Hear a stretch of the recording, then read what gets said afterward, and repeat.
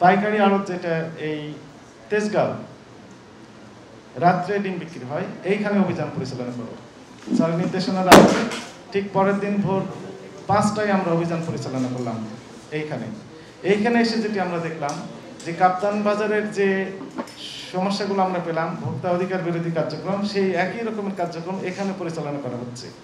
এইখান থেকে সাপ্লাই দেওয়া হচ্ছে কাপ্তান বাজারে, কাপ্তান বাজার থেকে সাপ্লাই দেওয়া হচ্ছে বিভিন্ন খুচরা বাজারে, এবং সেইগুলো থেকে আমরা ভোক্তা পর্যায়ে যাচ্ছি।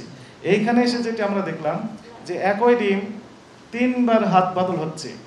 একটা ভ্যানেই ডিম থাকছে, শুধু কাগজ পরিবর্তন হচ্ছে, কাগজ পরিবর্তনের মাধ্যমে 3বার দাম পরিবর্তন হচ্ছে, অথচ ডিমের জায়গায় রয়েছে। সর্বশেষ যিনি নিয়ে যাচ্ছেন উনি যাওয়ার পর বিভিন্ন বাজারগুলোতে উনি সাপ্লাই দিচ্ছেন। এইভাবে ডিমের দাম বৃদ্ধি করা হচ্ছে। একই সাথে এখানে আমরা যেটি দেখলাম যে তাদের ভ্যাট ট্যাক্স তো তারা তো দেয় না, TIN কি সেটা তারা জানে না, কিন্তু ট্রেড লাইসেন্সও তাদের নেই।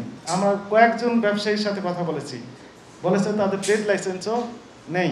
তাহলে ব্যবসা কীভাবে করে, কার কাছে তার জবাবদিহিতা আছে কিনা সেই বিষয়ে তারা জানে না।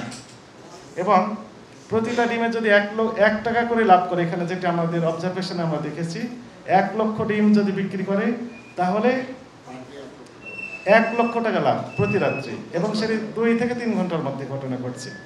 এইরকম সমস্যা। আরেকটা বিষয় আমরা দেখলাম যে সভাপতি সাহেবের কাছে আমরা যখন গেলাম, উনি আমাদেরকে দেখালেন SMS, বলছে SMS এর মাধ্যমে এটি দাম নির্ধারণ হয়। SMS এর মাধ্যমে গোটা বাংলাদেশ ছড়িয়ে দেওয়া হচ্ছে এই একই SMS। এবং স্যার যেমনটি বললেন, এই তথ্যটা এখানেও আমরা পেয়েছি স্যার, যে এই গাউরান বাজার থেকে কে বা কারা স্পেশালি অবশ্যই সমিতি থেকেই যাচ্ছে এটি, এই SMS এর মাধ্যমে গোটা বাংলাদেশ 64 জেলায় SMS ছড়িয়ে দেওয়া হচ্ছে, এবং SMS এর মাধ্যমে মূল্য নির্ধারণ করা হচ্ছে। ফলে এখানে কোনো কম্পিটিশন থাকছে না। এই ছিল আমাদের অবজারভেশন স্যার। এরপরে আমরা যেটি দেখলাম যে